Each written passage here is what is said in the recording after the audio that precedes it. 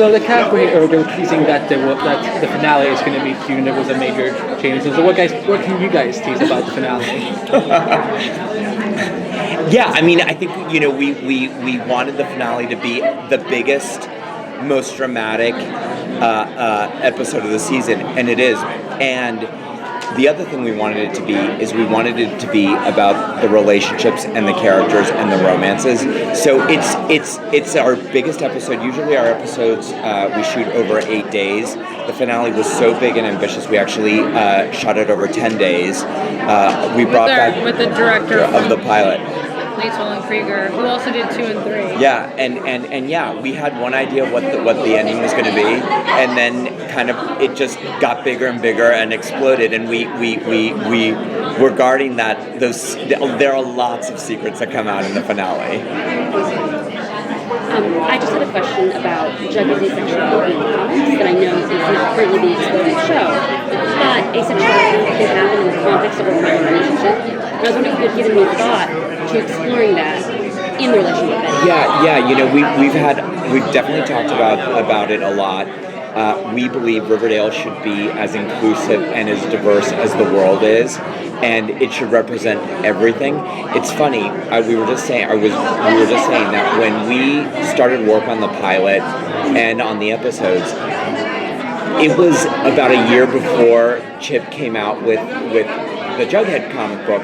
And the first thing we decided about the show was that Jughead and Betty were going to date, because one was Archie's best male friend and one was Archie's best female friend. So we kind of that's how we built the season. And it predated the. But representation is important, and it is really important for us to show every kind of person, every kind of sexuality, and we are working on that for season 2. You're welcome. Riverdale is pretty refreshing from other shows of its genre. Can you talk about what qualities set it apart from other shows?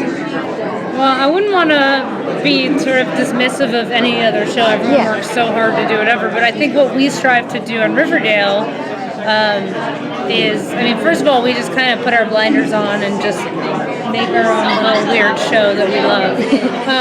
But I think what we want to do is we want to tell stories about characters of multiple generations and multiple perspectives. And as a result, I think that there's a richness to the storytelling that that might not be in every other show.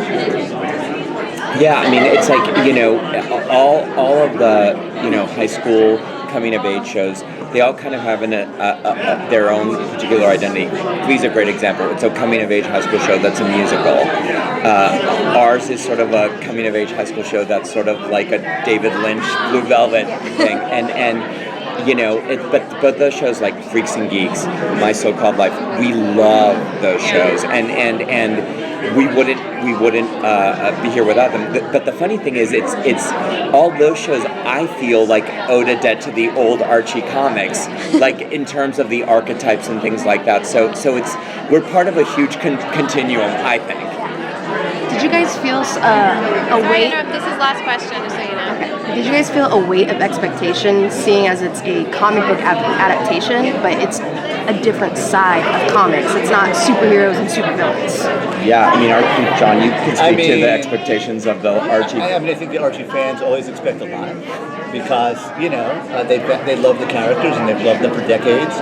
So the bar was really high, and I think these guys jumped right over the bar. The writers, the producers, the cast, everybody. Everyone's done a phenomenal job. So I'm hoping, with the very high expectations, we've exceeded them and given people something they love. And I think in general with any kind of adaptation, the best adaptations are when the people that are doing the adaptation really, really love the material. And I cannot imagine anyone that loves Archie as much as Roberto and Jon. And I think that's what shows. And those are the best adaptations. It's when they're done by fans. Yeah.